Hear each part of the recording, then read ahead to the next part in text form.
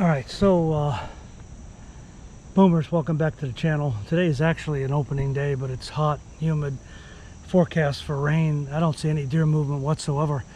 I'm in the elevated stand on the farm. Give you some idea what it overlooks. It overlooks a creek bottom down there. This high field Jimmy hasn't cut yet.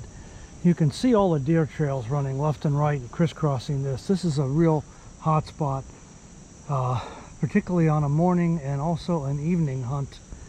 It's probably going to be a little hard for you to see right now, but across the field, this GoPro is on wide angle right now, so it's hard for you to see.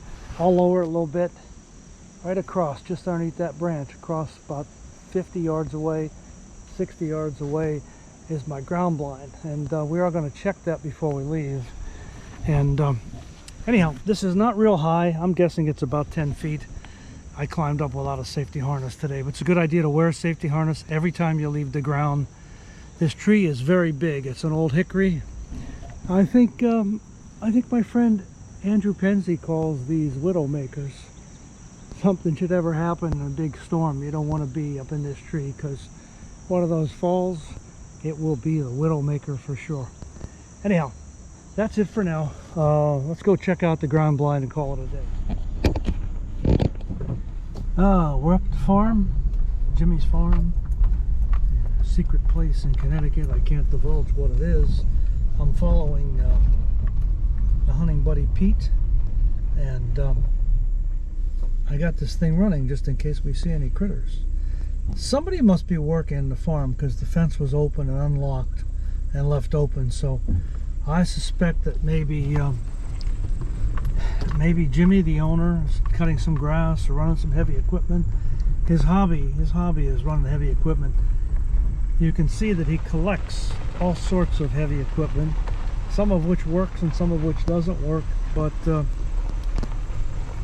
that's his hobby. He collects and runs them, builds them, stores them. Right back there in that area is the bedding area, so it becomes important with all hunting actually to pay attention to the wind. The wind can really mess up a hunt on a small piece of property like this. This is just 57 acres, and what a grass, because of all the rain, the grass is so high this year. And the heavy winds have blown this little, I don't know what kind of tree that is, but it's blown that little tree down. The stabilization device on these new GoPros, and this is a Hero 9. So I drove over the creek, and for the first time driving here, the rains must have been so hard the other day they moved some rocks. I actually found out what it's like to rock climb. And I swore the other day that I wasn't going to do any rock climbing. I was just going to do little tiny roads. Anyhow, so I'm coming up to the field that I normally hunt in. And I want to see if my ground blind is still in shape. And then I'm going to go check the trail cameras. Swap out the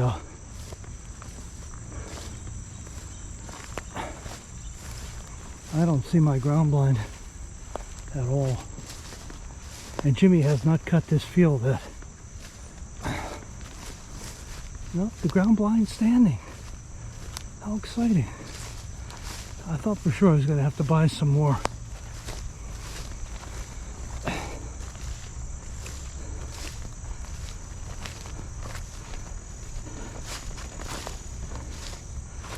There's the ground blind. We're in good shape. And here is my trail camera. Interesting. Spider webs all over it. Alright, so you can see the ladder stand right there. We just installed the mount to hold the camera, the camcorder. You see all the little trails running this way? The grass is so high that the deer have actually worn this down just about every direction. They always seem to come this way. Sometimes they come from that way as well. This field is just literally crisscrossed. This might have been a bedding area too at one point. Nobody bothered them, they just soon bed here. But the bedding area is typically on the other side with a little bit more woods, a little thicker, particularly for the bucks. Alright, so we're going to go see how this this ground blind that I bought because I thought it looked like a hay bale. And I was hunting Ohio in 2018 for the map reading challenge. Sean McVeigh's map reading challenge. And then I found out this is really a goose and duck hunting blind sold by the duck commander himself, Mr. Robertson. But, alright, it survived all the wind and rain. No critters got inside. Nothing fell.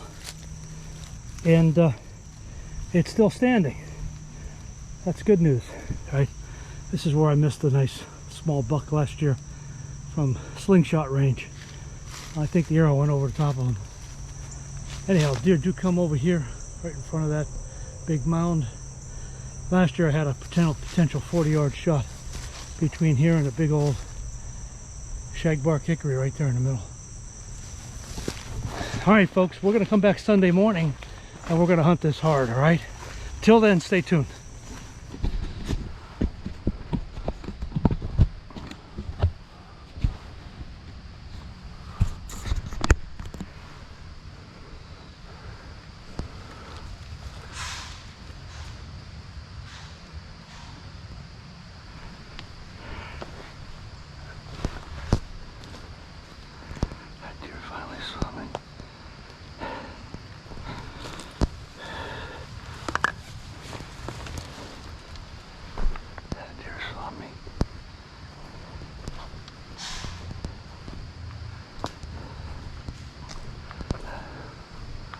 I was hoping to bag that one, but she saw me. I'm busted.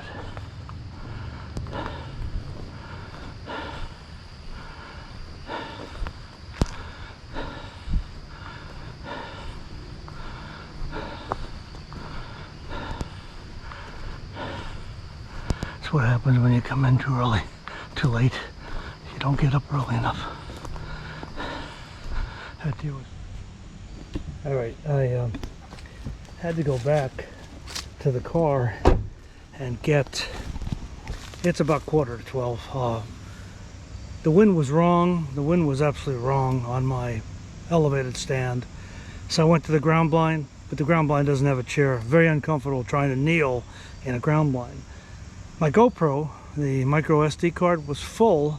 I had no idea it was full because I didn't realize how many shots I probably took on that job site at the United Nations. So my buddy Pete, I gotta go see him now because he's gonna tell me what kind of luck he had this morning. I heard he saw a 6-pointer and a doe both.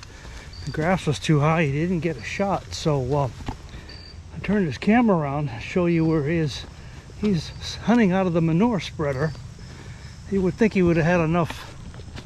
He would have had enough height from up there to get a clear shot.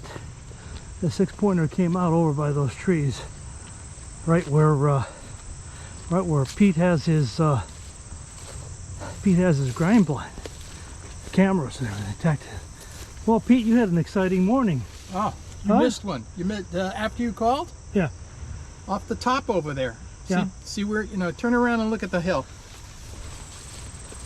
Turn around and look at the hill. All right. Yeah. See the gap on the top of the hill? Yeah. I thought a dog came through. It was a deer. That's how tall that grass is. Okay? It came down the bottom. I couldn't find it until she came out over there. And then she went down to that tree. You couldn't get it. You couldn't turn that rig around, huh? What are you using? A new sophisticated what? rest, huh? No, it's the one you got. Is it the same one? The Caldwell? No, this is Boggs. Same thing though. I gotta buy that new Loctite, that head. Right. It's 99 bucks just for the head. Stayed over there for 15 minutes eating. Ever seen a deer tail wag like a dog? Like this? Did this thing stop? This thing is really weird. No, not really. That thing, when she went over there in those trees, she found the acorns. Her tail was wagging back and forth. There's a row of oaks right there, huh? Yeah. She went in there and her tail was wagging. That's 40 yards, 50 yards. That's beyond. That's 45. That's way beyond this range for this bow. No. So, anyways. All right. And he came from over there. Yeah. Walked across, and then that grass is so high, I could see his head and antlers. I couldn't see his body. And Yeah. then he'd move through the grass, and you know, he was moving, so I wasn't. But he stopped right dead smack, looked at me. I'm looking at him. I move over here. I go with the rifle. I mean, with the bow and the scope. I'm scoping his head. And no vital spot. No vitals. No access for the heart or the no, double lung shot or anything, huh? no, because the grass was so high I couldn't Yeah. see the body. All right. Well, that's great. I got this on video, so this was a good morning. Well, I got, what do you call it? I'll get you the pictures of the deer because he came out by the camera over there. Yeah, yeah, wow.